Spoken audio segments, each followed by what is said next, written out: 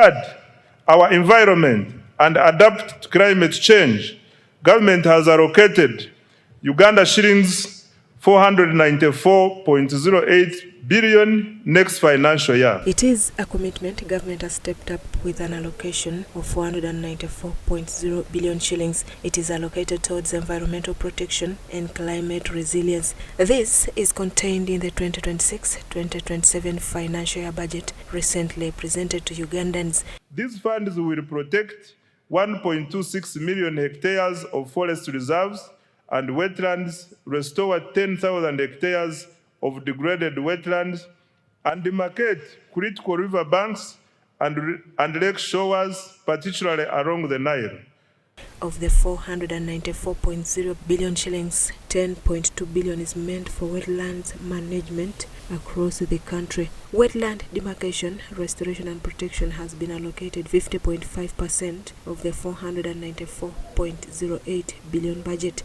Advocacy, public awareness and information management are the driving factors to strengthen community participation in wetland conservation. Also allocated 18.3% of the 494.08 billion. The President Labour is telling people the science of rainfall formation, the need to protect wetlands because they are aquifers, they do water filtration, they store water, they release water during the dry season, the biodiversity.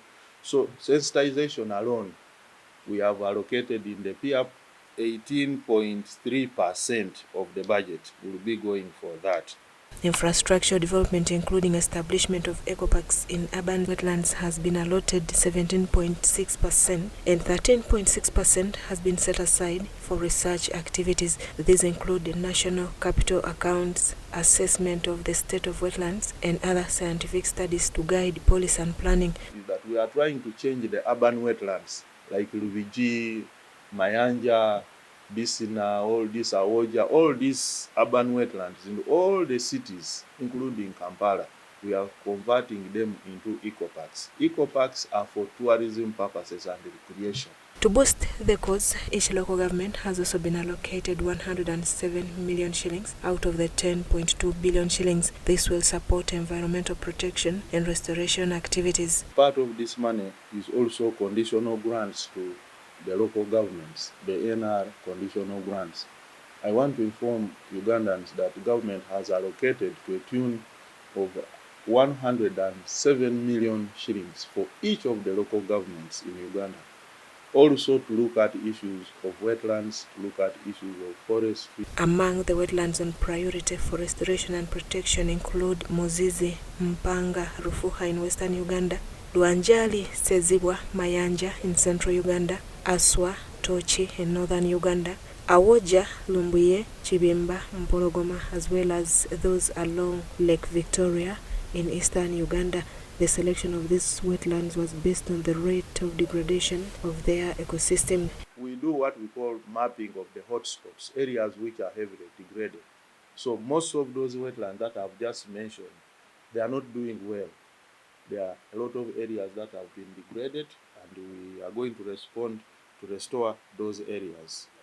The other one also, we look at the importance of these wetland systems as far as biodiversity, water storage, and the retention is concerned, and the filtration and the storm absorption. So those are the parameters we consider in selecting these. Selecting these wetlands for restoration.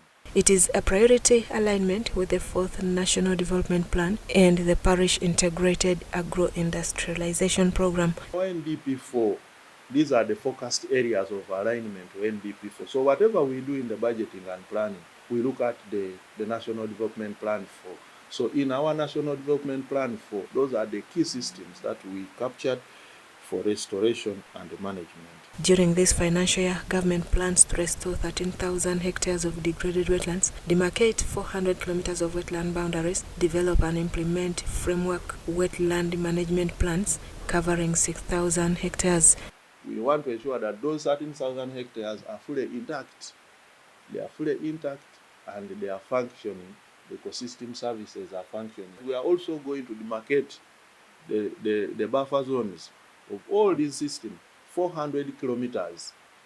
So 400 kilometers of those systems that I've mentioned, we are going to demarcate. That is alone, as ministry alone, minus local governments. Nonetheless, government also intends to protect the country's remaining 2,245,740 hectares of intact wetlands from further degradation. Similarly, 300 wetland household dependents will be supported with alternative livelihood projects aimed at reducing dependence on destructive wetland activities.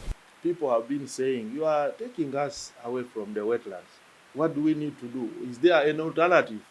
So for those systems which I've mentioned, we are also going to support 300 households with alternative sources of income. Implementation will be supported through strengthened enforcement operations to curb illegal wetland degradation and encroachment, and developing joint framework management plans with the local communities to promote sustainable use of wetland resources.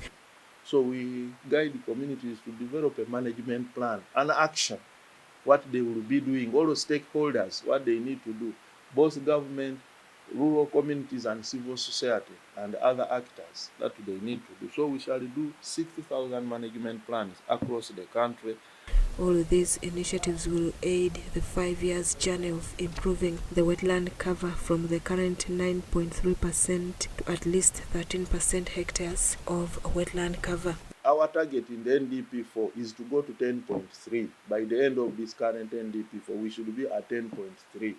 So by 2030, 2040, we believe that we should be going back to 13 point something hectares or percent of the wetland cover intact of the country. So the restored wetlands are expected to contribute approximately 0.4 million tons of carbon dioxide equivalent towards Uganda's nationally determined contributions under global climate commitments.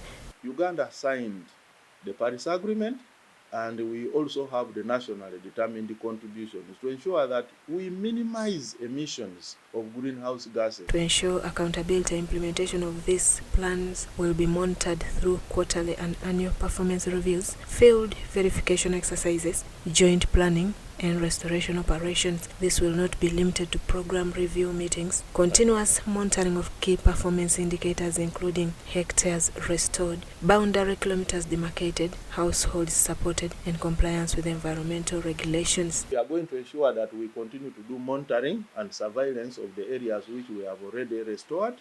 We are going to encourage to sensitize communities.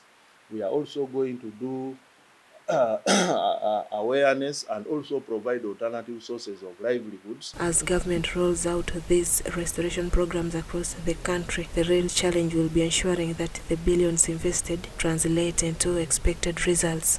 Susan Naonga, reporting for UBC TV.